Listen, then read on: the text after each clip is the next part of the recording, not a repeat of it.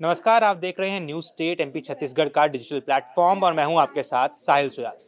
आज हम बात करने वाले हैं ईरान सीरिया वॉर के बारे में। क्यों? क्योंकि जो वॉर चल रही है, जो सीरिया में सिविल वॉर शुरू हुई थी, कहीं न कहीं जिसके बाद तख्तापलट हुआ, अब उसमें इज़राइल की एक बहुत ज़्यादा बड़ी एंट्री हो चुकी है।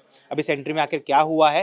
क्यों इज़राइल इसमें इतना इंटरेस्टेड है कि वो सीरिया की सीमा के अंदर घुसना चाहता है? क्यों सीरिया पर अटैक किया जा रहा है? क्यों सीरिया की सीमा के अंदर घुसा जा रहा है? क्यों सीरिया को कवर किया जा रहा है? पूरी वीडियो में इस बारे में हम आज बात करने वाले हैं।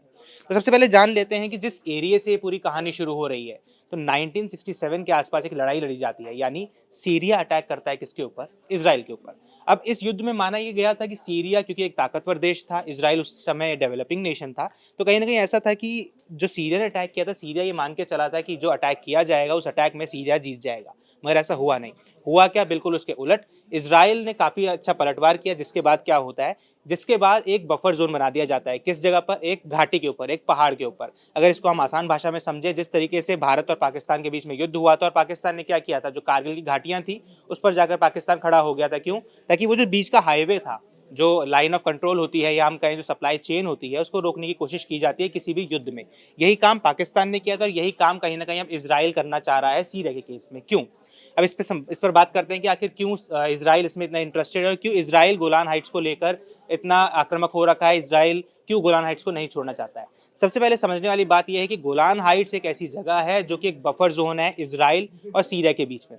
अब इजराइल ने किया क्या है? इजराइल गोलान हाइट्स में आगे की तरफ बढ़ गया है और उस बफर जोन में कहीं ना कहीं जब वो आगे की तरफ बढ़ गया है तो कहीं ना कहीं वो सीरिया की सीमा के अंदर घुस चुका है। जो मीडिया रिपोर्ट सामने आ रही हैं, जो इजराइल का प्लान है, इजराइल के प्लान के अकॉर्डिंग तकरीबन 450 किलोमीटर का रेडियस को कवर करने वाले हैं और तकरीबन दमिश्क के आसपास के एरिया को वो अपने अंडर लेने वाले हैं। अगर ये चीज़ हो जाती है कहीं ना कहीं, तो ये सबसे बड़ा असर डालने वाली है सीरिया के ऊपर। क्यों? क्योंकि सीरिया में इस समय बहुत ज़्यादा पॉलिटिकल इंसर्जेंसी है, पॉलिटिकल इंस्टेबिलिटी है, क्योंकि अभी तक कोई सरकार वहाँ बनी नहीं है। हालांकि एक अंतरिम तौर पर एक राष्ट्रपति को चुना जरूर गया है विद्रोहियों द्वारा, मगर कब तक उस राष्ट्रपति की चलेगी ये अभी कहना मुश्किल है।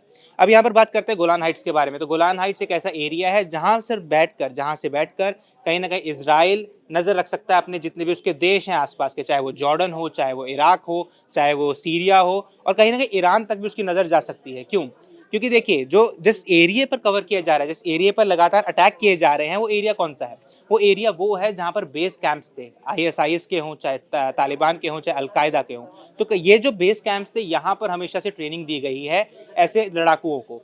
अब इस जो पूरे रीजन पे जो कवर किया जा रहा है, जो एक आर्मी को आगे बढ़ाया जा रहा है, एक अटैक किया जा रहा है, वो क्यों किया जा रहा है? वो इसलिए किया जा रहा है क्योंकि देखिए, जब भी युद्ध चलता है, युद्ध का मतलब ये नहीं होता है कि आपको सिर्फ जीतना है। युद्ध का मतलब ये भी होता है कि आपको खुद की भी रक्षा करनी है, और इजराइल वही करने जा रहा है। इजराइल जब इस तरीके से अपनी आर्मी को आगे बढ़ाता है, अपने टैंक्स को आगे बढ़ाता है, तो अपने खुद के लिए सिक्योर कर रहा है। क्यों? क्योंकि अगर तेहरान से कोई भी मिसाइल, कोई भी आर्मी, कोई भी कुछ भी चीज़ भेजनी है, चाहे वो एम्यूनेशन हो, चाहे वो आर्मी हो, चाहे किसी भी तरीके की सप्लाई हो, अगर वो हिजबुल्ला तक पहुंचानी है, अगर वो हमास तक पहुंचानी है, तो उसमें सीरिया एक बहुत बड़ा रोल प्ले करता है। क्यों? क्योंकि वो जो रूट है, अगर वो रूट फॉलो करेंगे तो पूरा रूट सीरिया से होकर गुजरता था, और सीरिया और ईरान की काफ़ी अच्छी बनती थी, जिस वजह से सीरिया के कुछ बॉर्डर्स में ईरान की फौज मौजूद थी। और जब ये अटैक होता है तो ये कहा जाता है कि ईरान की जो फौज है वो वापस ईरान चलेगी, जिस वजह से एक इंस्टेबिलिटी बन गई, जिस वजह से जो असद सरकार थी वो गिर गई, और उसके बाद असद मॉस्को चले जाते हैं।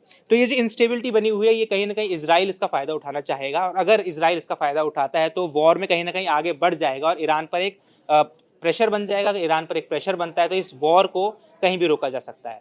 बाकी अब देखना दिलचस्प रहेगा इस मामले में कि क्या इजराइल इसमें आगे बढ़ेगा, क्या इजराइल अब कोई बहुत बड़ी स्ट्राइक इस पर लॉन्च कर सकता है या नहीं कर सकता है। क्योंकि अगर बड़ी स्ट्राइक लॉन्च होती है तो कहीं ना कहीं वो एक नए युद्ध को भड़का सकती है। बाकी ऐसे खबरों के लिए जुड़े रहिए न्यूज़ स्टेट एमपी छत्तीसगढ़ के साथ।